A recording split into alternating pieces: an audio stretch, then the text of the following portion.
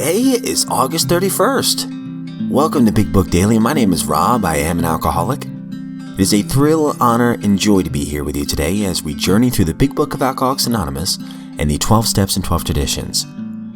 Today out of the Big Book, we are going to continue Chapter 4, We Agnostics, by reading page 50. Out of the 12 and 12, we're going to continue Step 7, reading page 76. And we will be reading today's daily reflection and 24 hours a day. So with that, I hope you all are doing well this morning. Once again, we've been given a brand new set of 24 hours. We're alive today and we can show up best for those we love. And these steps certainly help with that. So with that, let's go ahead and get to the good stuff. Out of the Big Book, we're on We Agnostics, page 50. Instead, we looked at human defects of these people and sometimes used their shortcomings as a basis of wholesale condemnation. We talked of intolerance while we were intolerant ourselves. We missed the reality and the beauty of the forest because we were diverted by the ugliness of some of its trees. We never gave the spiritual side of life a fair hearing. In our personal stories, you'll find a wide variation in the way each teller approaches and conceives the power which is greater than himself. Whether we agree with a particular approach or conception seems to make little difference. Experience has taught us that these are matters about which, for our purpose, we need not be worried. They are questions for each individual to settle for himself. On one proposition, however, these men and women are strikingly agreed. Every one of them has gained access to and believes in a power greater than himself.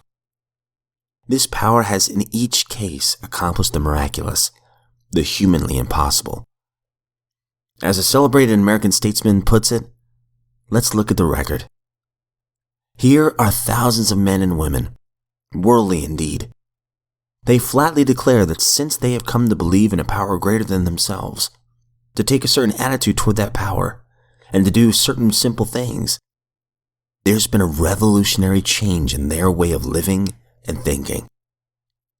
In the face of collapse and despair, in the face of the total failure of their human resources, they found that a new power, peace, happiness, and sense of direction flowed into them. This happened soon after they wholeheartedly met a few simple requirements. Once confused and baffled by the seemingly futility of existence, they show the underlying reasons why they were making heavy going of life. Leaving aside the drink question, they tell why living was so unsatisfactory. They show how the change came over them. When many hundreds of people are able to say that the consciousness of the presence of God is today the most important fact of their lives, they present a powerful reason why one should have faith.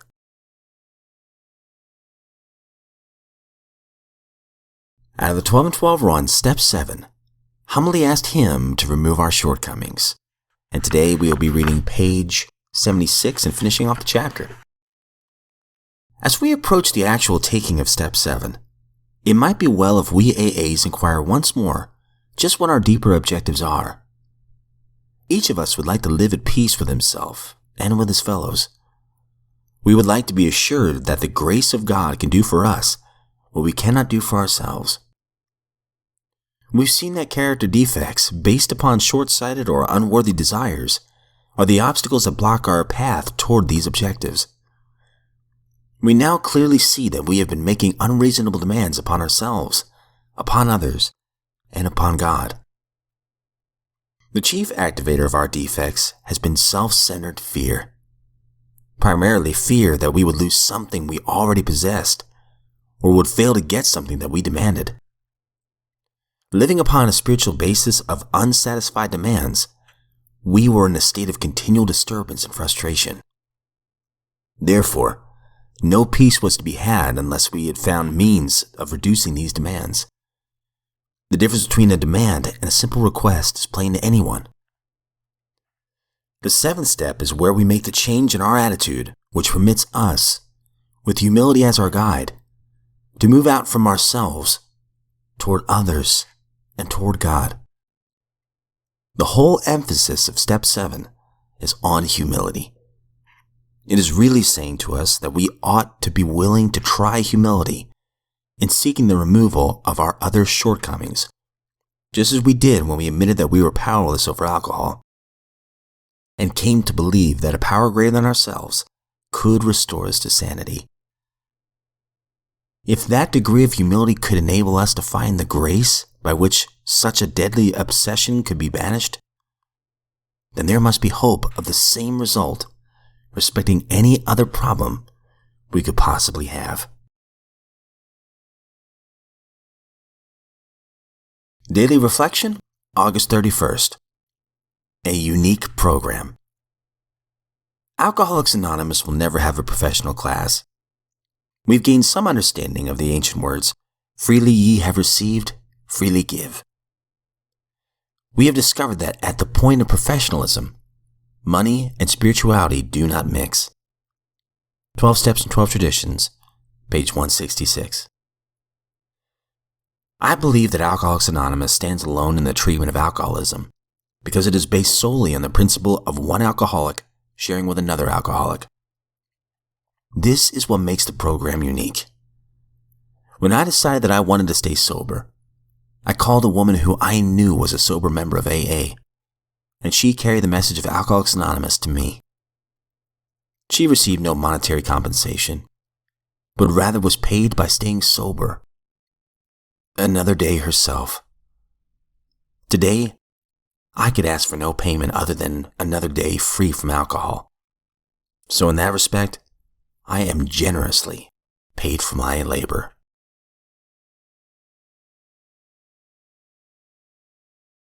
"24 hours a day, August 31st. AA thought for the day. Call on new prospects while they are still jittery. They may be more receptive when depressed. See them alone if possible. Tell them enough about your drinking habits and experiences to encourage them to speak of themselves. If they wish to talk, let them do so. If they're not communicative, talk about the troubles liquor has caused you, being careful not to moralize or lecture. When they see you know all about the drinking game, commence to describe yourself as an alcoholic and tell them how you learned that you were sick. Am I ready to talk about myself to new prospects? Meditation for the day. Try not to give way to criticism, blame, scorn, or judgment of others when you are trying to help them. Effectiveness in helping others depends on controlling yourself. You may be swept away by a temporary natural urge to criticize or blame, unless you keep a tight rein on your emotions.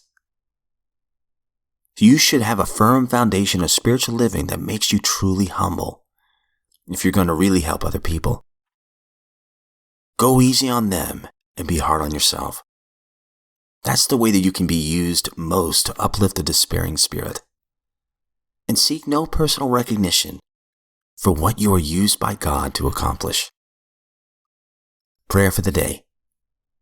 I pray that I may avoid judgment and criticism. I pray that I may always try to build up others instead of tearing them down. All right, that concludes today's reading, my friends. We're already close to the 10-minute mark, so I'll make this brief. I love this last reading here. Go easy on them and be hard on yourself. Especially early on when we're working with others.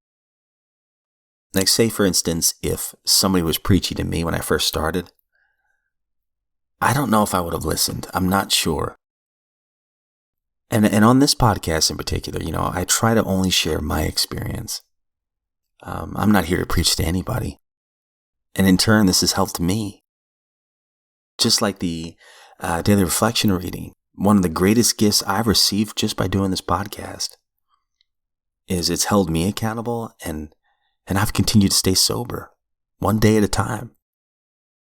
That's payment enough for what I do, every morning, bright and early. It's just amazing how the program works because, except for maybe a few special workers, nobody's getting paid to do this. But at the same time, they're receiving the greatest payment of all, and that is sobriety. to attend their fellowships and help their fellow man. What a beautiful and honest program. Now, is it without flaws? Of course not. We're human beings. Anytime humans are involved, just look out.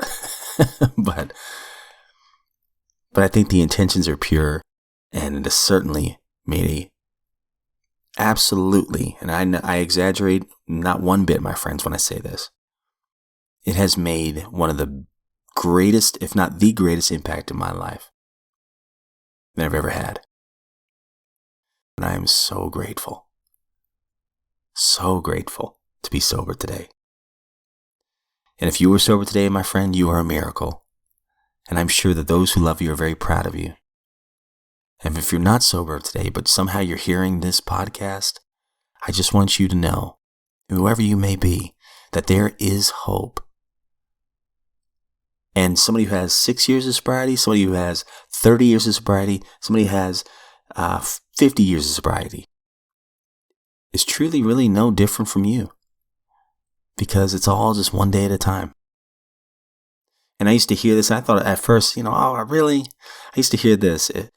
One of the old timers in one of the rooms said, whoever woke up earliest this morning has the most sobriety. And I thought about that, and I was like, man, are you sure this guy's got like 40 years of sobriety under his belt? Why would he say that? But I guess if we're living one day at a time, we can't rest on our laurels. That keeps us humble. And it's not so overwhelming when we break it down like that. So to you, my friend, who might be white knuckling right now, just know, don't have to worry about the next 20 years. Don't even have to worry about the next 20 days. Not even the next 20 hours. Just work on being sober right here and right now. That's all that matters. And you have support. The very first word in the steps is we. Get the support you need. And keep coming back. So with that, if we were given another set of 24 hours, my friends, I look forward to seeing you right back here tomorrow.